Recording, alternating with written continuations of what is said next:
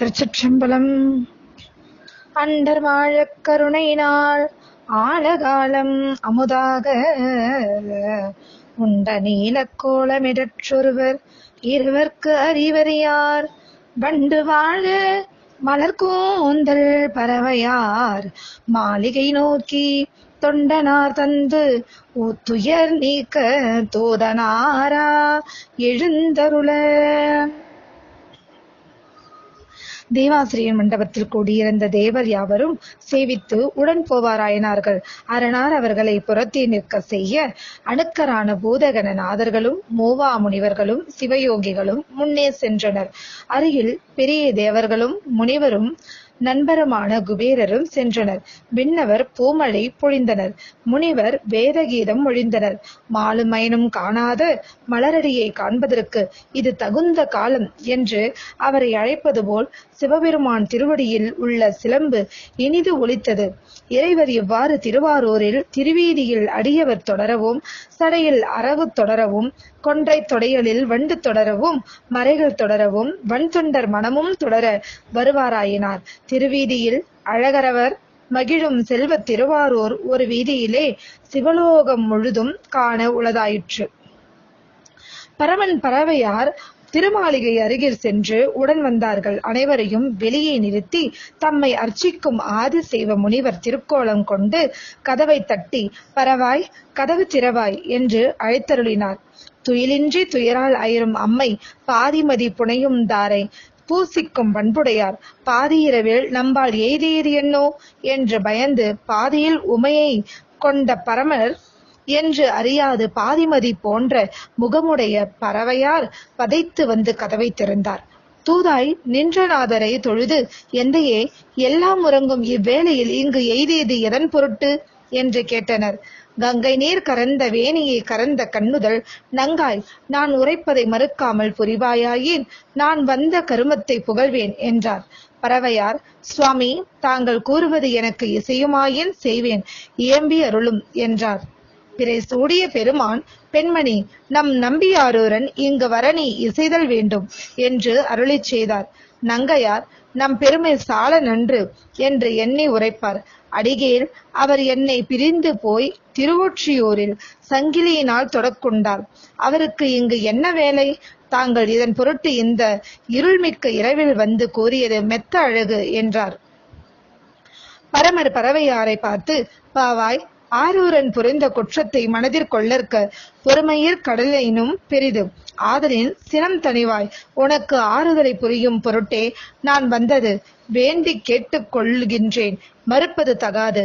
ஆரூரன் வர இசைவாய் என்றார். தையலார் ஐயரை நோக்கி, தாங்கள் இக்கருமத்தை குறித்து வருவது தங்கள் பெருமைக்கு ஏற்றதன்று. ஒற்றியூரில் உறுதி பெற்ற அவர் வர நான் இசையேன், நீரும் போய் வாரும் என்று கூறினார். இறைவர் தோழரது வேட்கையை காணும் திருவிளையாடலை மேற்கொண்டு தமது உண்மையை காட்டாது திரும்பினார். நாதரை தூதராக அனுப்பிய நின் நம்பி ஆரூரர் அறிவிலேன், என் ஐயரை தையல்பால் போகவிட்டேனே என்று புலம்பிக் கொண்டும், இந்நேரம் எம்பிரான் சென்றிருப்பார். மாதேவரை கண்டு மாது மறுத்திடால், ஒரு வேளை மறுப்பாலோ? அப்படி மறுத்தாலும் என் துன்பம் கண்டு வருந்திய இறைவர் எப்படியும் சமாதானம் புரிந்தே வருவார் என்று பலப்பல எண்ணி அரவு புனைந்தார். வரவு நோக்கி இருந்தார். பெருமானை எதிர்கொள்ள சிறிது செல்வார். விமலனை காணாது மீள்வார். இருப்பார். உள்ளம் ஒரு வழிபடாது எழுந்து நிற்பார். உளவுவார். எம்பிரான் இத்துணை நேரம் தாழார் என்று எழுவார். மீளவும் மயங்கி விழுவார். வேலை எறிந்த விமலன் மீள வருவதை கண்டார். மடை திறந்த வெள்ளம் போல் ஓடினார். இறைவன் இணையடி மலரை சென்னிமேற் சூடினார்.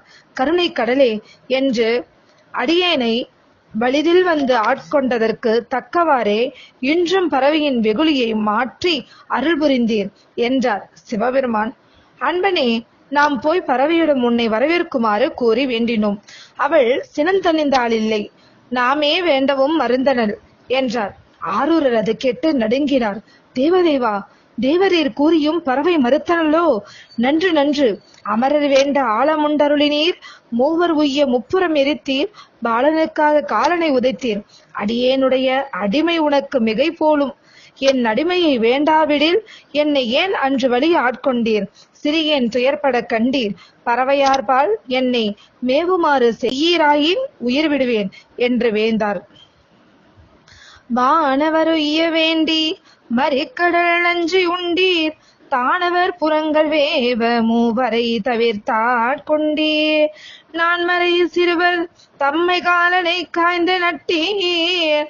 யான் மிகை உமக்கென்றானால் என் செய்வீர் போதாதென்றார். ஆவதே செய்தீர் இன்றின் அடிமை நீர் வேண்டாவிட்டால் பாவியேன் சென்னை என்று பலியாட்கொண்ட பற்றின் நோவு மென்னழிவும் கண்டீர். நுடங்கிடை அவள் பால் என்று மேவுமா செய்யராகில் விடுமுயர் என்று வேந்தார். தோழரது துயரைக் கண்டு தரிக்காத இறைவர், அன்பனே வருந்தாதிரு, நாம் மீண்டும் போய் அவளை வேண்டி இப்பொழுதே உன்னை வரவேற்குமாறு செய்வோம் என்று கூறி அருளினார். ஆரூரர் பெரிதும் மகிழ்ந்து சிறிது தூரம் சென்று வழிவிட்டார். முன்பு உடன் செல்லாதவரும் முறைமையில் சேவித்து வர அரவணிவார் பறவையார் பொன்மாளிகையில் சென்றார். அங்கே பறவையார் இறைவர் மீண்ட பின், அந்தோ கெட்டேன், மறைவராக வந்தவர் நம் இறைவர் போலும். இப்போது உணர்ந்தேன், எம்பிரான் கட்டளையை மறுத்தேனே, பாவியேன் தவறு செய்தேன் என்று பதைபதைத்தார். கண் துயிலாது கலங்கினார். வேழமுறித்த விமலர் தோழர் பொருட்டு அர்ச்சகர் கோலம் கொண்டு வந்ததை உணராது ஒழிந்தேனே என்று வாடினார், வருந்தினார். தோழியருடன் வாயிலில் நின்று வழிநோக்கிய விழியுடன் இருந்தார். இறைவர் தமது வடிவுடனேயே தேவர், யோகியர், மூவர், முனிவர் முதலியோர் சூழ திருமாளிகைக்குள் புகுந்தார். அத்தருணம் அத்திருமாளிகை கைலாயம் போல் நிகழ்ந்தது. பறவையார் விரைவில் சென்று நடுங்கி சிவனார் செய்ய சீரடி மேல் வீழ்ந்து பயபக்தியுடன் வழிபட்டார். பறவையே, நாவலூரன் உரிமையால் ஏவ மீண்டும் உன்பால் வந்தோம். முன்போல் மறுக்காதே, நின் பிரிவினால் பெரிதும் வருந்தும் வன்தொண்டனை வரவேற்பாய் என்று அருளிச் செய்தாய். பறவையார் கண்ணீர் சொரிந்து பறிந்து சென்னிமேல் கரங்கூப்பி, மறையவராகிய வந்த தேவரீரோ, அடியன் செய்த மாதவந்தோன் யாதோ, கருணை கடலே, உமது மாலையின் காணாத மலரடி வருந்த ஓர் இரவு முழுவதும் அன்பருக்காக அங்கும் இங்கும் உழல்வீரானால் அடியேன் இசையாது என் செய்வேன் என்றார். துளிவளர் கண்ணீர் வார தொழுத விண்ணப்பம் செய்வார், ஒளிவளர் செய்ய பாதம் வருந்தவோர் இரவு மாறாம். தலிவரும் அன்பர்க்காக அங்கொடிங்குழல் வீராகில் எளிவரு வீருமானால் என் செய்கேன் இசையாதென்றார். நம்ப நங்காய், நின் பெருந்தன்மைக்கு ஏற்றவாறு கூறினாய், நன்று என்று கூறியருளி மீண்டார். மாலையின் காணாத மணிகண்டர் தூதராகி தொண்டருக்கு அருள் செய்த தொழில் கண்ட பூதியில் நீடும் பூதகணத்தார் வீதியில் ஆடி பாடி நெருங்கி செல்கின்றார்.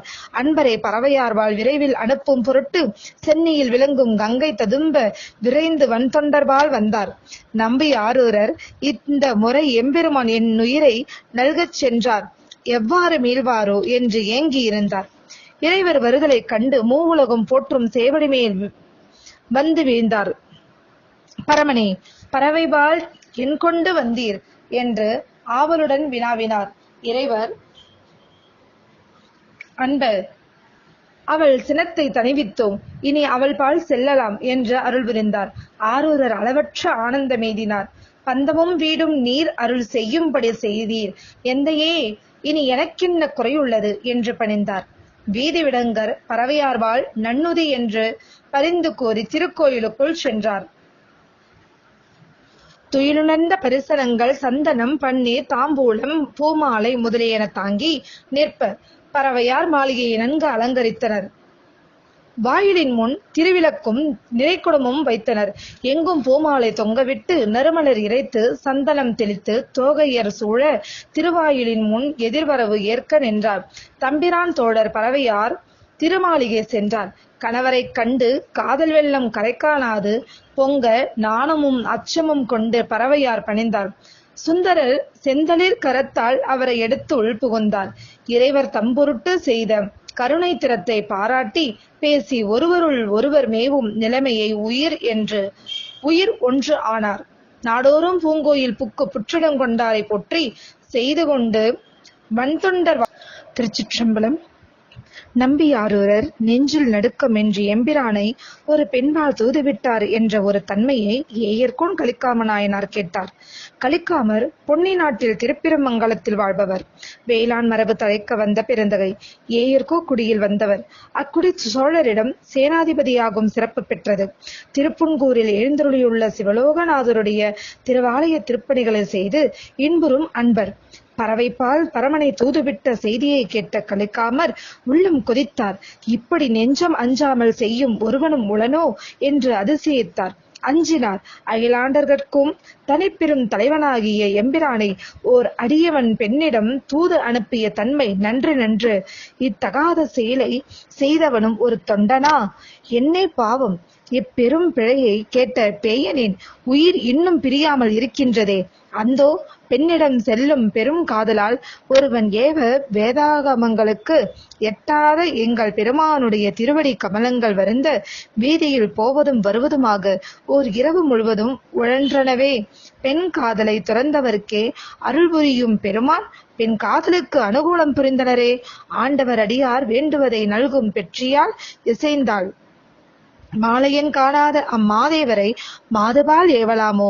இது தகுமோ? இது முறைமையோ?